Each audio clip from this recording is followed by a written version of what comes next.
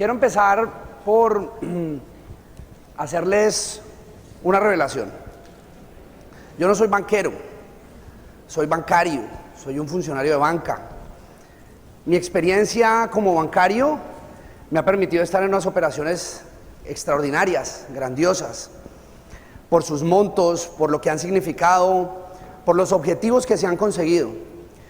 Pero desde hace unos años he tenido una obsesión por un segmento que yo lo llamo el de los protagonistas del progreso. En la banca estamos muy acostumbrados a segmentar los clientes y llamamos a las empresas, a las grandes corporaciones un segmento, llamamos a las pymes, a las microempresas y a las personas como otro segmento, y a mí no me gusta. Yo quiero hablarles hoy de la metástasis que está haciendo la banca tradicional para atender a los protagonistas del progreso. ¿Quiénes son los protagonistas del progreso? Hombre, las bancas, las empresas grandes, las grandes corporaciones, podríamos decir que están bien atendidas por la banca. Pero los protagonistas del progreso, los emprendedores, las amas de casa, los soñadores, los que tienen la ilusión de progresar, la ilusión de convertir o transformar la realidad, de hacer posible un sueño, no están siendo bien atendidos por la banca tradicional. Y es una revelación que hago con todos los efectos que tiene para alguien que es funcionario de banca. Recuerden, no soy banquero, soy bancario. Pero es algo que es importante que vayamos teniendo en cuenta, porque somos todos los que estamos aquí los que vamos a vivir unos cambios y unas transformaciones muy favorables para esos protagonistas del progreso. Y de eso quiero hablarles hoy, en esta presentación que con mucho cariño he querido traerles en este mi primer TED. ¿Qué está pasando? ¿Por qué estamos diciendo que está haciendo una metástasis la banca tradicional para atender a esos protagonistas del progreso? ¿Qué está pasando en el mundo? Hay varios factores a tener en cuenta, específicamente 3 grandes factores. Y en esta visión de la Tierra me pone en una situación paradójica, y es esa situación muy probable que se vivió hace millones de años cuando cayó un meteorito. Recuerden que cuando cayó ese meteorito, lo que terminó sucediendo fue que unas especies desaparecieron, no por grandes o por pequeñas o por veloces o por lentas, desaparecieron porque no fueron capaces de adaptarse. Y eso es lo que está pasando un poco con la banca y la necesidad de adaptarse a una nueva realidad. ¿Cuáles son esas palancas del cambio? ¿Qué está generando un cambio para que empecemos a hablar de una nueva forma de hacer banca? Lo primero, una crisis de confianza. Una crisis de confianza que llegó a su máxima expresión en el año 2008 con una crisis financiera en donde la gran clase media en Estados Unidos dijo: un momentico, ¿cómo así? Ahora resulta que terminas llevándome a unos estados de endeudamiento tan altos para poder empaquetarlo en unos bonos y venderlo por el mundo, y resulta que además como banquero te llevas un premio en unos bonos millonarios. Yo no te creo. Banquero, no bancario, que soy yo. Banquero, no te creo. Tú has destruido mi confianza. No confío en ti. Hay algo raro en esas operaciones complejas que tú haces. No estoy tan convencido de cómo me estás hablando y cómo me estás diciendo las cosas. Ese es un primer factor importante frente a un nuevo consumidor, esa crisis de confianza.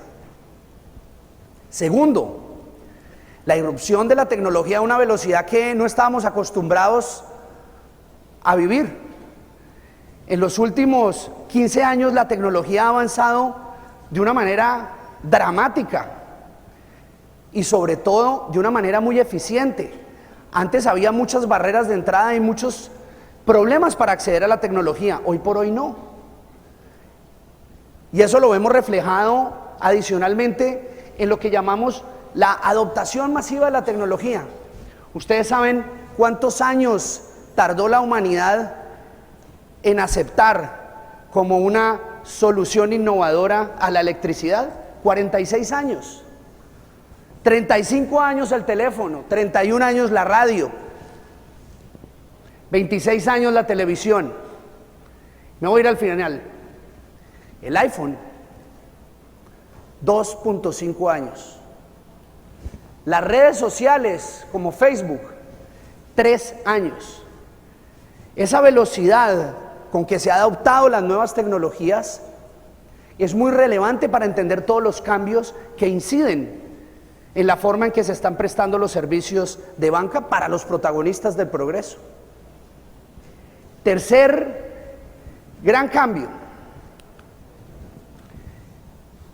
y tiene que ver con los comportamientos del consumidor.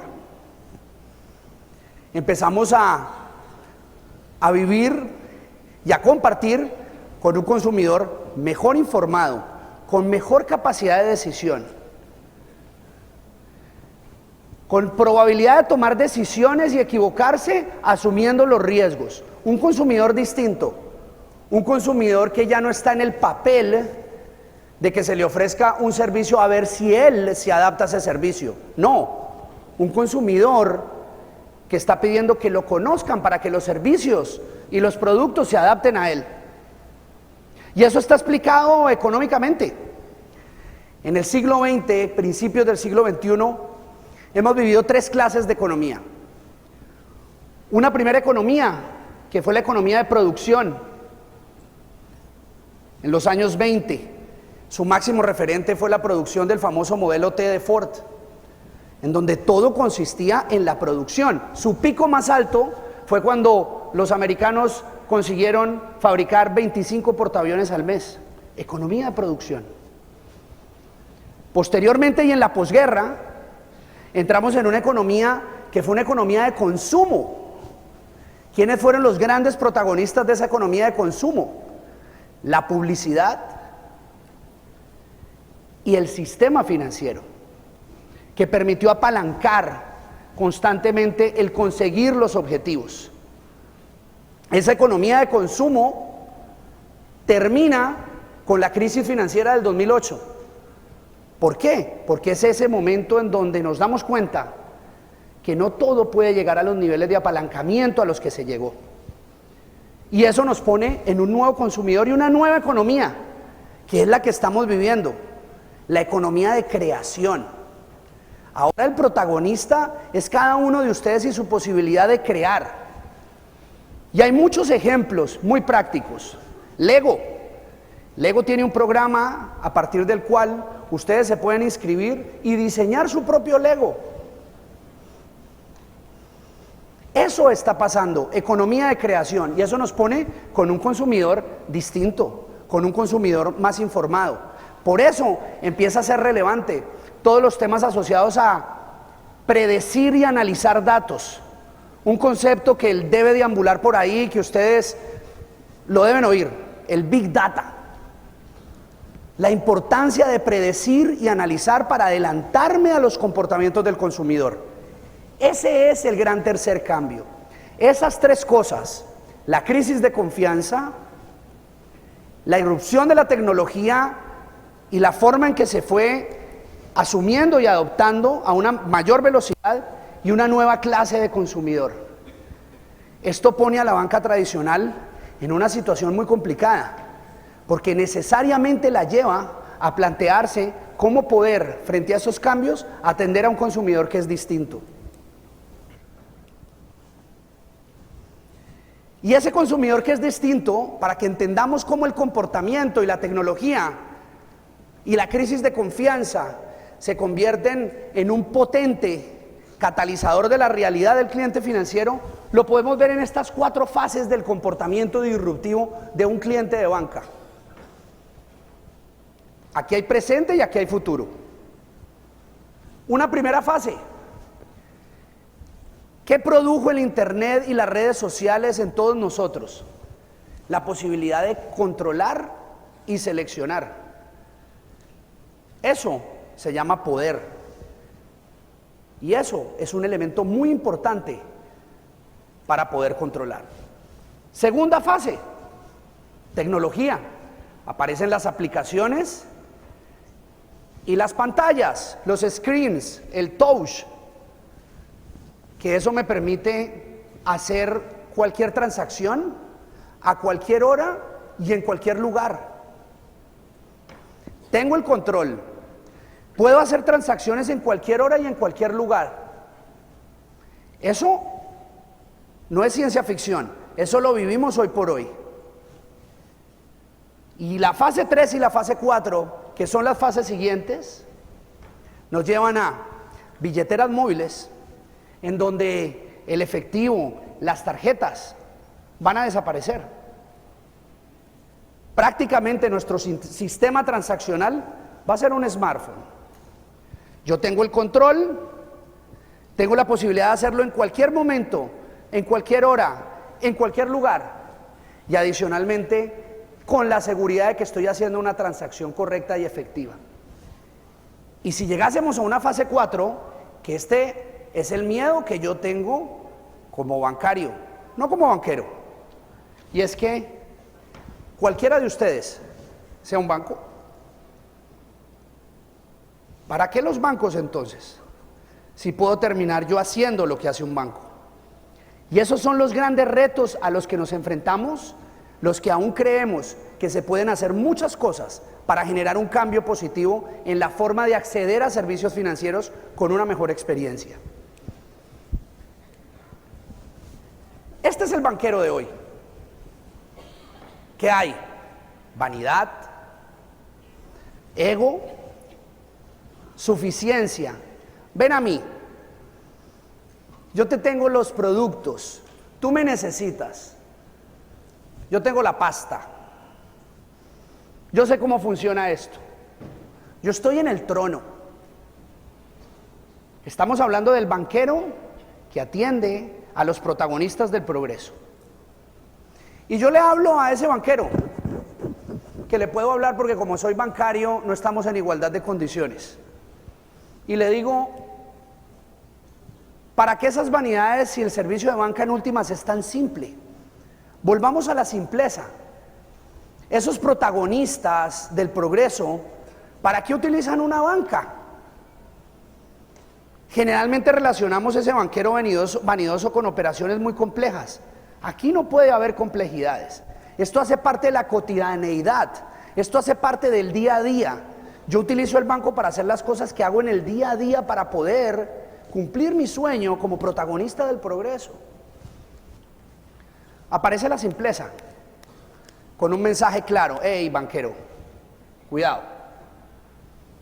Se te está olvidando una cosa. Yo ya tengo el poder, tengo la capacidad de elegir. Ya no me tengo que someter a tus condiciones. Ya puedo escoger. Y cuando yo escojo, renuncio a algo. Así que, banquero, ten cuidado, porque el poder lo tengo yo. Entonces, a este tipo de clientes, ¿quiénes les están ofreciendo cosas?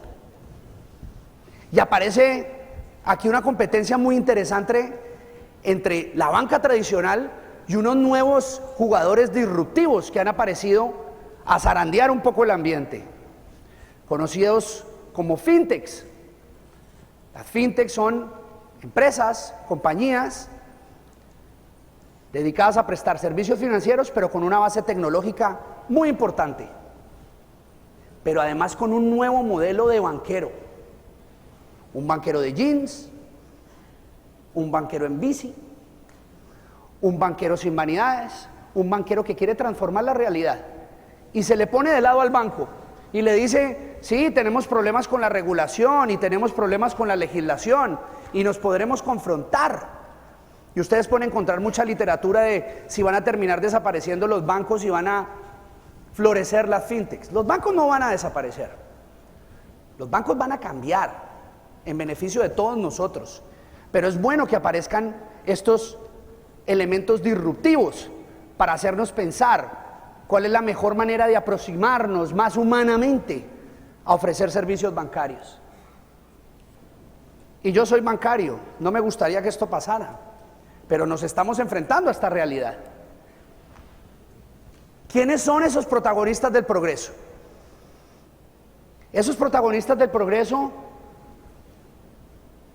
son esa gran clase media que está surgiendo en Colombia, que esto es el bocado de cardenal para cualquier banquero, porque es una clase media que consume, es una clase media que requiere de servicios y productos financieros, y también son protagonistas del progreso en Colombia los emprendedores, los soñadores, el que decide montar un taller de confección y quiere acceder al crédito y quiere acceder a productos y servicios que le permitan cumplir con sus sueños. Esos son los protagonistas del progreso, donde la banca tiene que cambiar drásticamente su modelo, pensar en una deuda más inteligente, en plazos distintos, en garantías distintas. Aquí es donde viene la innovación, aquí es donde están realmente las iniciativas importantes. Y hay datos que vale la pena tener en cuenta. 6,5 millones de familias hacen parte hoy de la clase media colombiana. Hemos pasado de ser esa pirámide a ser un hexágono, con unas oportunidades muy interesantes por el poder de decisión que tienen y que se encuentran mal atendidas desde el punto de vista financiero y bancario. No me gusta hablar de microempresarios, hablo de protagonistas del progreso.